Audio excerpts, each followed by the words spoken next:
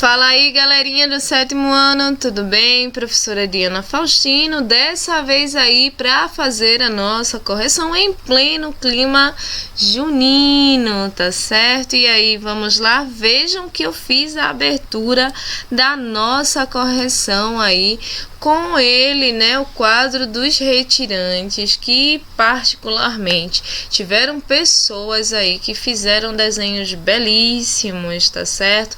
Parabéns aí para vocês. Professora, meu desenho não ficou bonito, não ficou tão bonito aos seus olhos, mas a sua criatividade é o que de fato interessa, tá? Parabéns aos senhores que fizeram essa atividade e se cobraram, né, em relação aí à perfeição, que muitos fizeram um excelente trabalho, tá? Parabéns para vocês que desenharam perfeitamente bem, parabéns para vocês que não desenharam perfeitamente bem, porque vocês se superaram.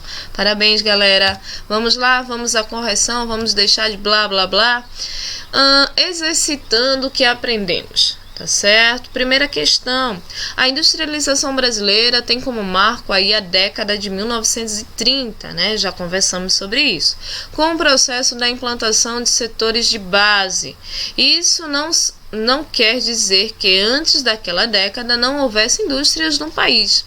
Nós sabemos que antes da figura do Getúlio Vargas trazer aqui para o Brasil indústrias, né, pesadas de construção de máquinas e tal, né, chamadas de indústria de base, que vão construir umas outras máquinas para dar suporte para a galera criar o seu pequeno negócio, existiam outras indústrias. Quais os tipos aí de indústrias que existiam no Brasil antes desse período, né? Então, assim, eram as indústrias de bens de consumo, né? Correspondia aí a alimentos e coisas que se estragavam rapidamente, por isso são chamados de não duráveis, como cerâmicas, tijolos, móveis, tecidos, roupas, ferramentas. Eu esqueci de colocar aqui sabão, tá? Produzia-se muito sabão. Inclusive, para quem gosta, né? Para quem tá aí de bobeira em casa e assiste Eita Mundo Bom, né? Sei lá como é que é. Bom, assiste a novela de Candinho, sabe que a mãe de Candinho tem uma fábrica de sabão, somente para comprovar o que eu tô dizendo para vocês, beleza? Dando aí continuidade, segunda questão, a maior parte do capital da industrialização brasileira teve origem aí em um produto. Que produto que vai dar origem aí? Vai ser o café, tá certo? Leia o texto. A industrialização de São Paulo perdeu desde o princípio da procura provocada pelo crescente mercado estrangeiro do café. Olha o café de novo. O cultivo do café começou neste estado muito depois das plantações levadas a cabo nas montanhas acima do Rio de Janeiro. Galera, as pessoas pegavam a enxada, faziam plantação por plantação, era um processo. No início do século XIX, nos 50 anos seguintes, o comércio firmou-se na Europa e estimulou o surto de novas plantações, que avançam cada vez mais para o oeste. Por volta de 1850, a onda de cafezais penetrava aí o lado paulista do Vale do Paraíba, né, que vai ser uma região bastante fértil, e estendera-se até a região de Campinas, onde é aí a capital da província. Considerado o texto acima, pode-se afirmar que a maior concentração industrial no Brasil acha-se na região sudeste, certo? Uma das fortes razões para isso, senhores, é justamente o que? O patrimônio adquirido pela venda dos produtos minerais, como ferro, manganês e carvão. Também, tá certo? Nós vamos ter aí na região sudeste, para quem não lembra, estados como Minas Gerais, São Paulo, Rio de Janeiro, que era a capital, tá certo? E o Espírito Santo. Então, esses 4 estados vão compor a região sudeste, e a herança das Minas Gerais, né, vai proporcionar aí um desenvolvimento um pouquinho mais acelerado à região do café. beleza? Quarta questão, a imagem não tá assim das melhores, blá blá blá, né? Mas vamos falar sobre ela. Essa imagem, ela retrata aí os operários, é um quadro de Tarsila do Amaral, tá certo? Que é considerada a primeira dama do modernismo brasileiro. Então a artes aí é com a professora Cida, deixa para ela. Sobre o processo de industrialização no Brasil, analise as informações aí a seguir. A industrialização no Brasil ocorreu de forma tardia, significa tarde, bem depois da Revolução Industrial, sim, né? Isso é verdadeiro.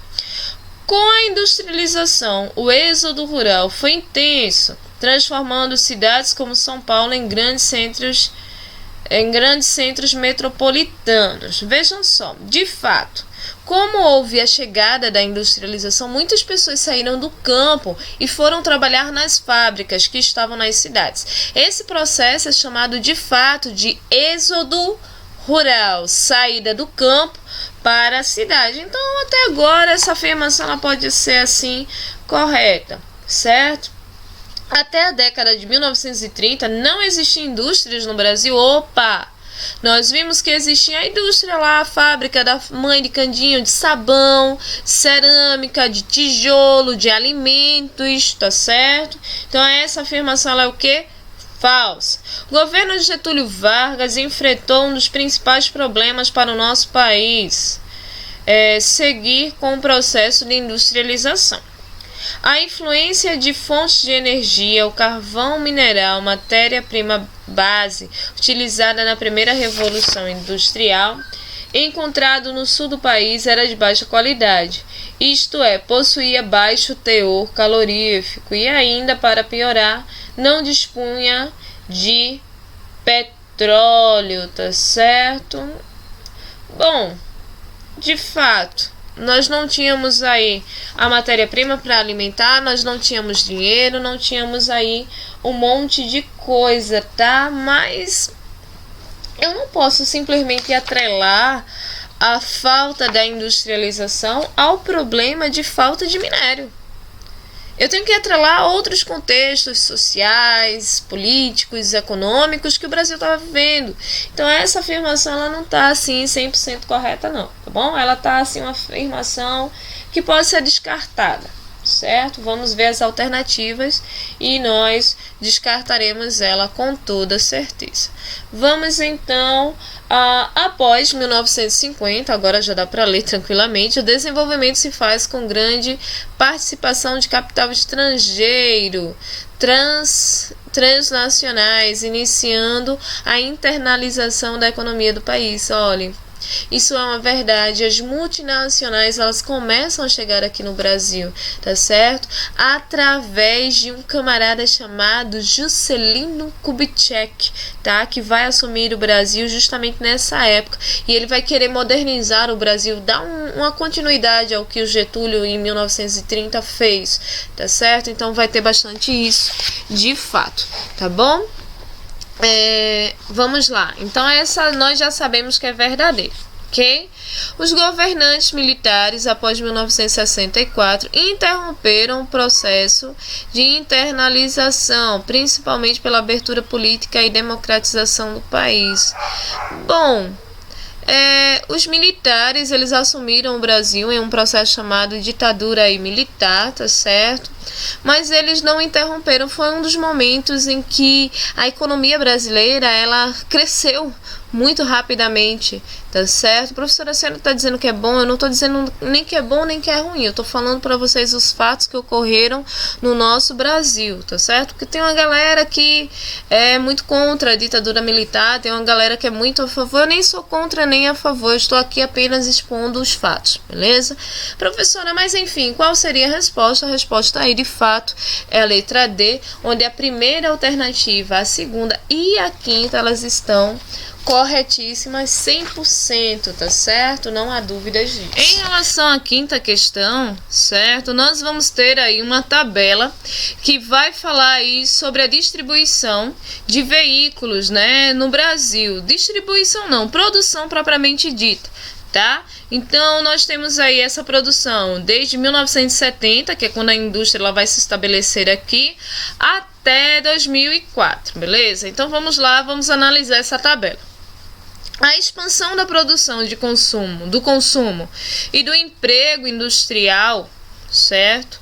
Nos anos 70 completou a nossa segunda revolução industrial. Bom, nós temos aí um processo de industrialização no Brasil muito tardio. Então, essas fases, primeira, segunda, terceira, quarta revolução industrial no Brasil, ela não é sentida de forma muito apropriada. Tá? Então, eu não poderia classificar, até porque o processo, né, de produção de veículos só chega nesse momento, que foi impulsionado lá em 1950, então só vai chegar as multinacionais no Brasil com mais força, né, e principalmente a automobilística nesse período, tá? Então ele tá meio distante aí da segunda revolução industrial, beleza? Até porque a gente já tinha energia nesse processo. Segunda afirmação, a abertura comercial do país nos anos de 1990 eliminou aí postos de...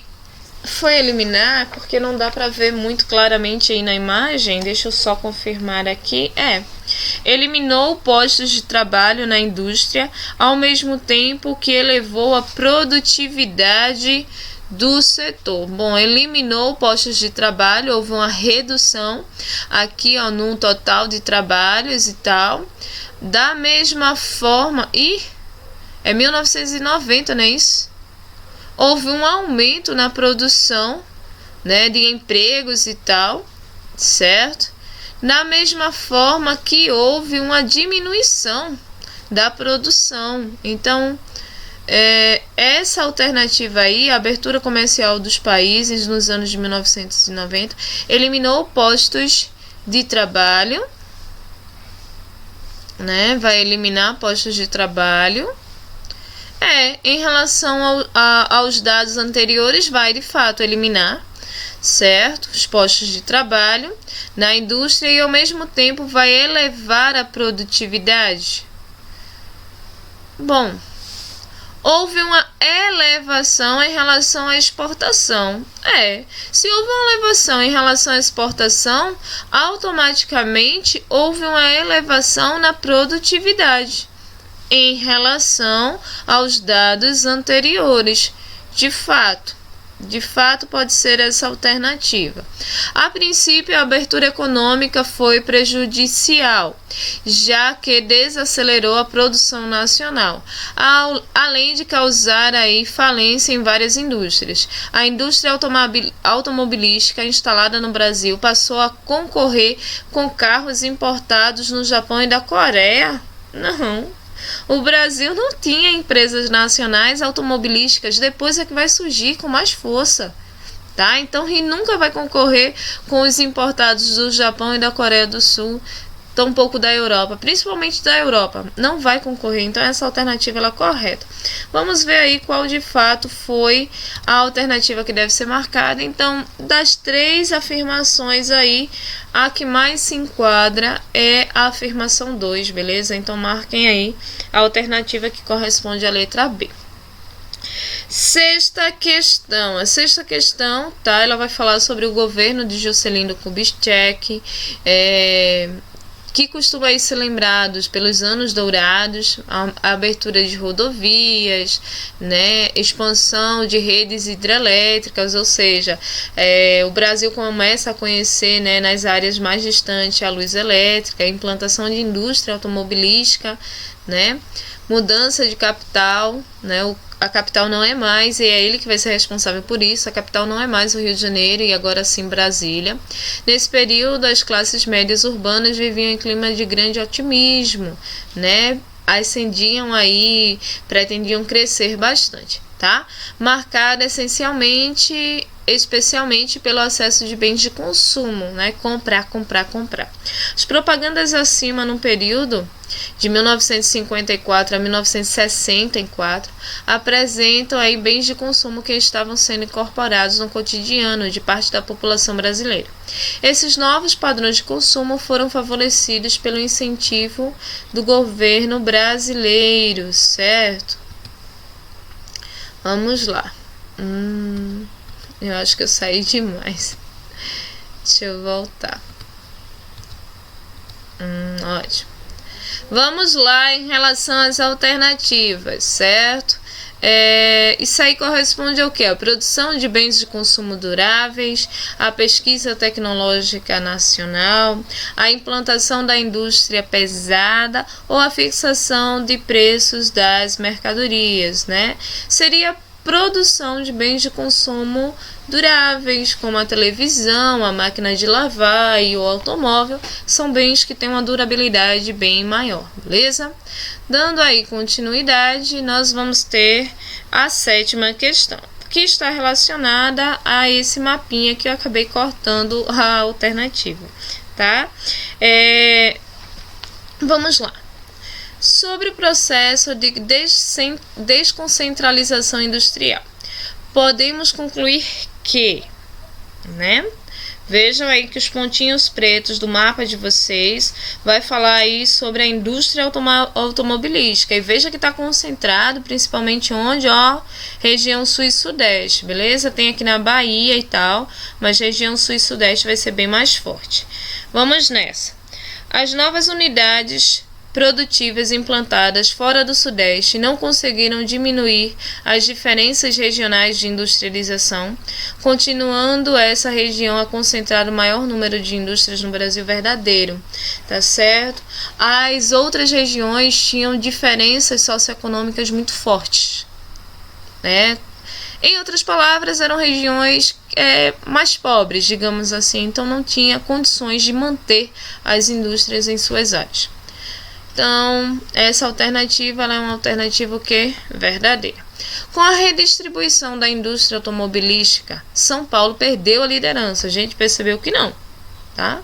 São Paulo está aqui, ó, como líder até o fim, beleza? Então, essa afirmação ela não está aí correta, beleza?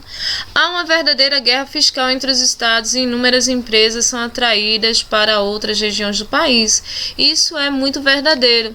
Que seria, um estado vai baratear a empresa para ela vir e o outro estado vai encarecer. É claro que a empresa, uma multinacional, ela vai para o estado que oferecer a menor quantidade de impostos pagos, tá certo? Então, basicamente, é isso, é uma guerra fiscal muito grande para que os estados chamem as multinacionais para dentro do seu território. Um bom exemplo disso é a Fiat, aqui no nosso estado, certo? Ela veio para cá por qual razão, professora? Bom, ela veio para cá porque os incentivos fiscais, né, de Goiânia e, consequentemente, do estado de Pernambuco foram bem reduzidos em relação aos outros estados. É por isso que ela veio para cá. Não pense vocês que ela veio para cá porque ela é boazinha, ela quis dar emprego aqui à galera, não. E que, graças a Deus, deu bastante emprego, muita gente trabalhando na Fiat, tá certo? Deu uma parada por conta dessa pandemia, mas que essa negociata é uma negociata entre estados de fato, tá? Multinacionais, a empresa e os estados, uma guerra fiscal aí para ver quem faz o preço mais em conta, mais legal, mais barato, tá? 8ª questão, assinale a alternativa que melhor caracteriza o atual momento da atividade industrial no Brasil, que corresponde aí aos investimentos estrangeiros e descentralização industrial. Hoje não há mais uma concentração somente no sul e no sudeste, não. Hoje há indústrias espalhadas aí por todo o Brasil, com a redução, né, na região norte devido aí à dificuldade dos rios e a própria floresta em si. Preparando-se para o Enem, estamos chegando ao fim da nossa correção, né? Chegou ele. Preparando-se para o Enem, o segmento industrial que tem sua produção destinada diretamente para o mercado consumidor,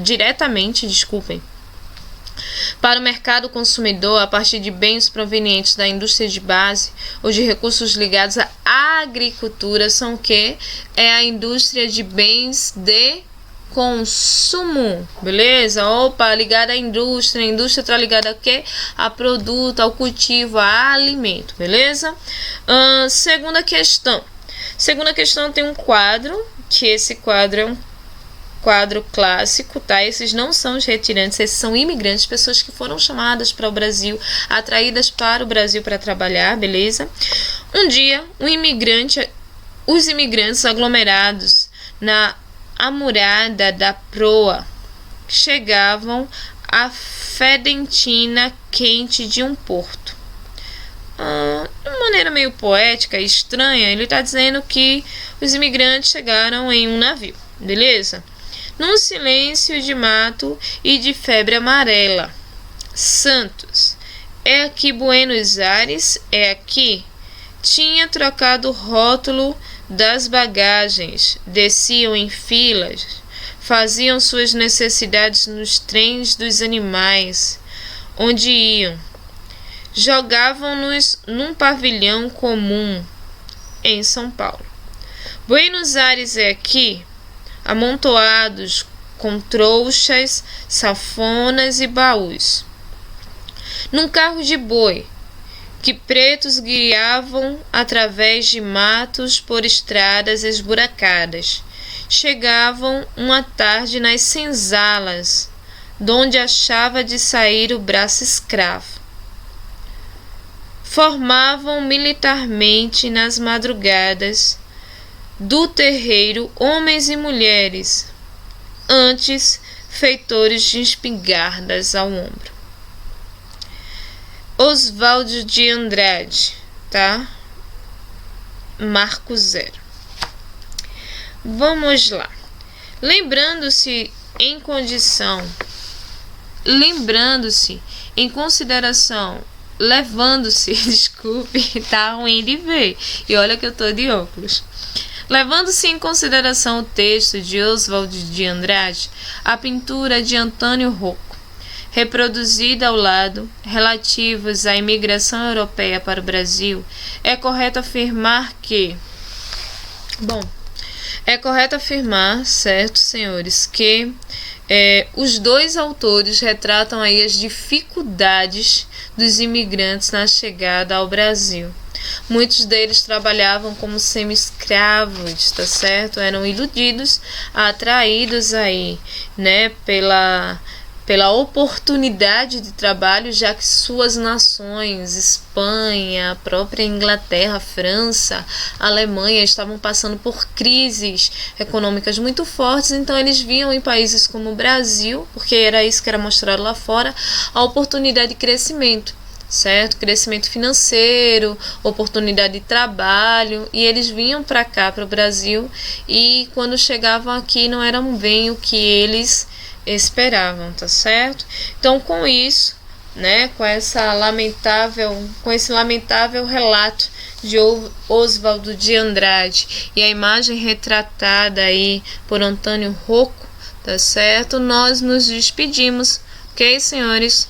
Nossa atividade ela fica por aqui. Para vocês, um beijão, fiquem com Deus, curtam o São João, aproveitem bastante, entrem nesse clima junino, mesmo que em casa, tá certo? Ponham a camisa de xadrez, se empiriquitem todinho, né? Para quem gosta, né, Lisa? Colocar um pomponzinho, uma camisa, um batonzinho, se divirtam, dancem um forrozinho, fiquem com Deus e até a próxima, tá? Tchauzinho!